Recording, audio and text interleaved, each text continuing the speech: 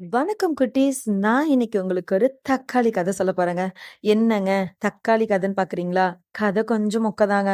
ஆனா, அதுல கொஞ்சம் சுவாரஸ்யமும் இருக்கு. பார்க்கலாமா?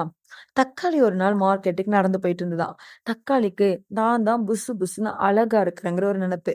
அதனால அந்த ஒரு கர்வத்தோடயே நல்ல ஜங்கு புங்குன்னு நடந்து போயிட்டு இருந்துச்சாம். அப்போ எதிர்க்க வந்த கேரட்ட பார்த்துட்டு, "அடே கேரட்டு, என்னய்யா நீ? ஆளு எப்ப பாரு குச்சி மாரி ஒண்ணு நிக்கிற. என்னைய பார்த்தல்ல நல்ல செழிப்பா தல தல தலன்னு இருக்கேன்.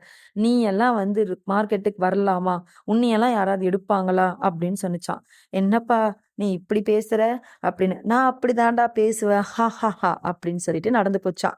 கொஞ்ச தூரம் கழிச்சு ஒரு முருங்கக்காய் வந்துச்சாம். அந்த முருங்கக்காவ பார்த்து, "அட முருங்கக்காவே, நானெல்லாம் கேரட்ட பார்த்தே வேண்டாங்கிறேன். நீ என்னய்யா இங்க வந்து நின்னுட்டு இருக்கிற?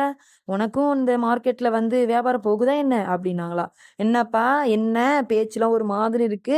எப்பவுமே என்னோட பேச்சு இப்படிதான். ஏன்னா நான் தல தல தலன்னு சும்மா கும்முன்னு இருக்கேன்ல" அப்படின்னு சொல்லி கொஞ்சம் போச்சாம்.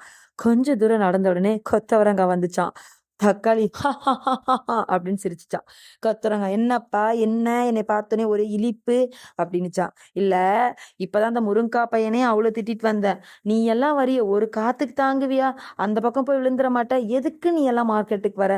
நீ எல்லாம் வியாபாரம் ஆகுவியா?" அப்படின்னுச்சாம். உடனே அந்த கொத்தவரங்காய்க்கு ரொம்ப சோகமாயிடுச்சாம். "என்னப்பா நீ என்னை இப்படி பேசிட்ட? என்னையும் தேர்ந்தெடுக்கிற மக்கள் இருக்கதான் செய்யறாங்க" அப்படின்னுச்சாம். அப்படியே எடுத்துடுறாங்க. என்னைய பார்த்துட்டு தான் உன்னைய பார்க்க வருவாங்க. மிஞ்சி போனா மீந்து போன அப்பதான் எடுப்பாங்க அப்படின்னு சொல்லி நக்கல் அடிச்சுச்சாம். கொத்தவரங்காவும் மனசுக்குள்ள வந்த வருத்தத்தை மனசுக்குள்ளே வச்சு நகர்ந்து போயிடுச்சாம். தக்காளி எல்லாரையும் நம்ம ரொம்ப நகைச்சிட்டோங்கிற சந்தோஷத்துல ரொம்ப ஆணவத்தோட நடந்து போயிட்டு இருந்துச்சாம். நடந்து போயிட்டு இருக்கும்போது ஒரு குட்டி பையன் நொங்கு வண்டி எடுத்துக்கிட்டு வந்தானாமா. அவன் இப்படி அப்படி ஓட்டிட்டு நேரா தக்காளி மேல வந்து விட்டுட்டானாமா. தக்காளி ஐயோ கடவுளே போச்சேன்னு நசுங்கி போச்சாம். அப்ப தெரியல அந்த தக்காளிக்கு நம்ம ஒரு நுங்கு வண்டிக்கு கூட தாங்க மாட்டேன்னு.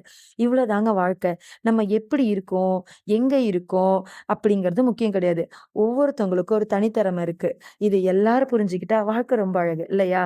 அடுத்த கதையோட உங்க எல்லாரையும் மீட் பண்றேன். பாய் குட்டீஸ்.